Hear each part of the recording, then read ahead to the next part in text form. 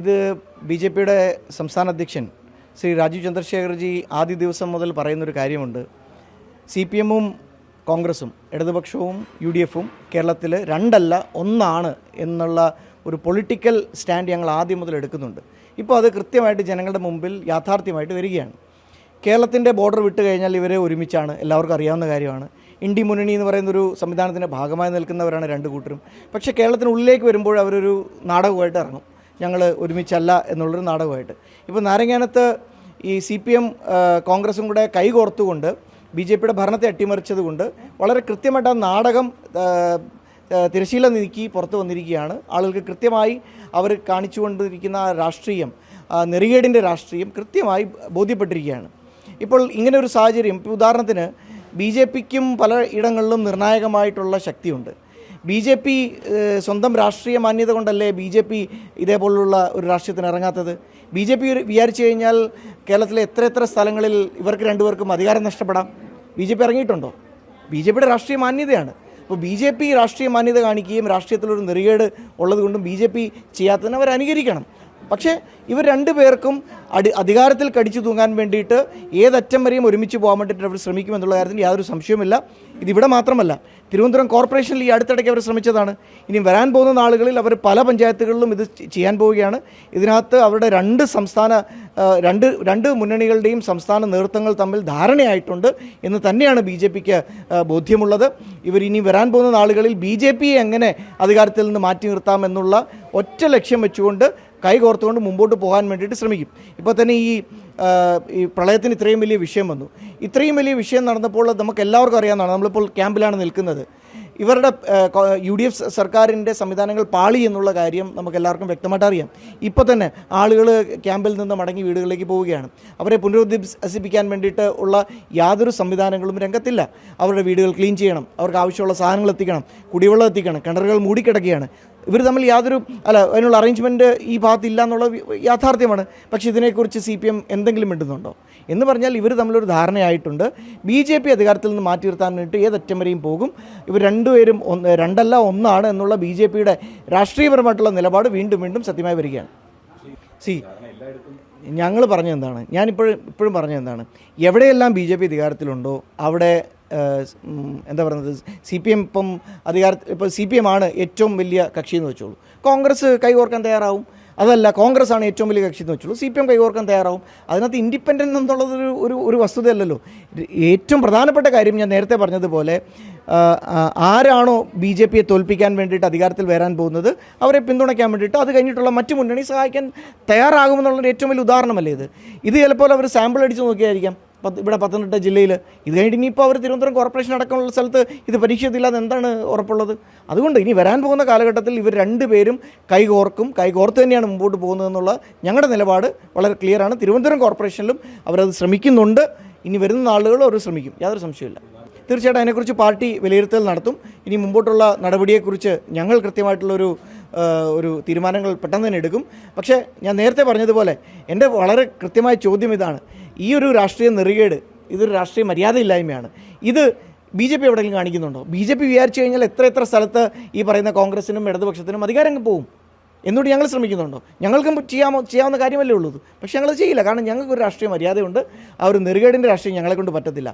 ഞങ്ങൾ ഇനി ചെയ്യാൻ പോകുന്നത് കേരളത്തിലൊട്ടാകെ വലിയ ക്യാമ്പയിനുമായിട്ട് ഇറങ്ങും. ഇവരുടെ ഇന്ത്യ മുന്നണിയുടെ ഈ രാഷ്ട്രീയത്തെ ഞങ്ങൾ പൊളിച്ചു കാണിക്കാൻ വേണ്ടിയിട്ടുള്ള ഒരു വലിയ ക്യാമ്പയിനുമായിട്ട് ഇറങ്ങാനാണ് ഞങ്ങളുടെ തീരുമാനം.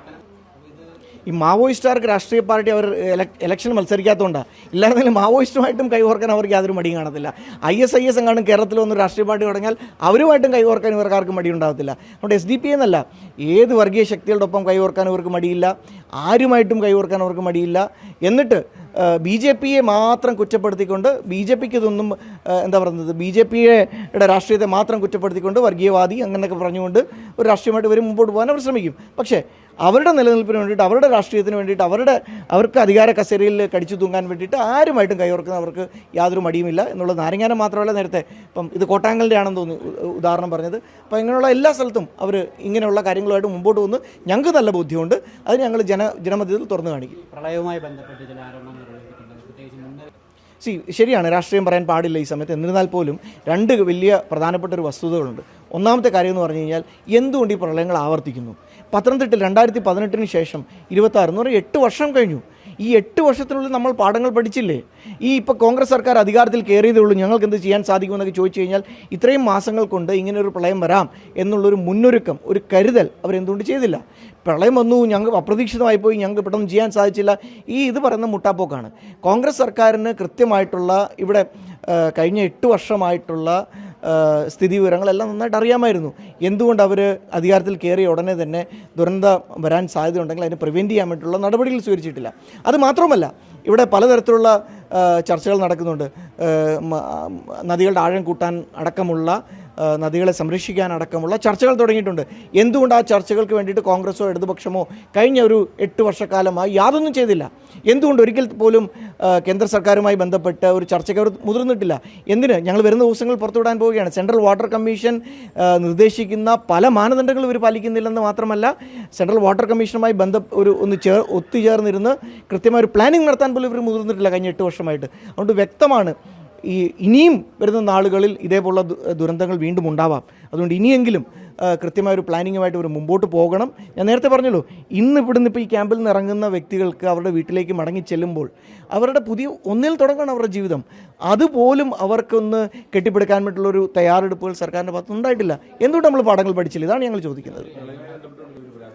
തീർച്ചയായിട്ടും ഉണ്ട്. കാരണം ഇപ്പോൾ ഞാൻ തിരുവല്ലയിൽ നിന്നാണ് വരുന്നത്. തിരുവല്ല അടക്കമുള്ള സ്ഥലങ്ങളിൽ അവർ സർവകക്ഷി യോഗം കൂടിയിട്ടില്ല. സർവകക്ഷി യോഗം കൂടാതെയാണ് അവരെല്ലാ കാര്യങ്ങളും തീരുമാനിക്കുന്നത്. ഞങ്ങളാ രാഷ്ട്രീയം ചെയ്യുന്നില്ല. പക്ഷേ ഇപ്പോൾ ഉദാഹരണത്തിന് ഇന്നിപ്പോൾ തിരുവനന്തപുരം കോർപ്പറേഷൻ BJP ഭരിക്കുന്നതാണ്. തിരുവനന്തപുരം കോർപ്പറേഷനിൽ നിന്ന് ഇന്ന് കോർപ്പറേഷൻ്റെ നേതൃത്വത്തിൽ ഒത്തിരി ദുരിതാശ്വാസത്തിന് ആവശ്യമുള്ള സാധനങ്ങൾ എത്തിക്കുകയാണ്. ഞങ്ങളത് സർക്കാരുമായിട്ട് ചേർന്നല്ലേ ചെയ്യുന്നത്. ഞങ്ങൾ അവിടെ കൊണ്ട് സർക്കാരിനല്ലേ കൈമാറുന്നത്.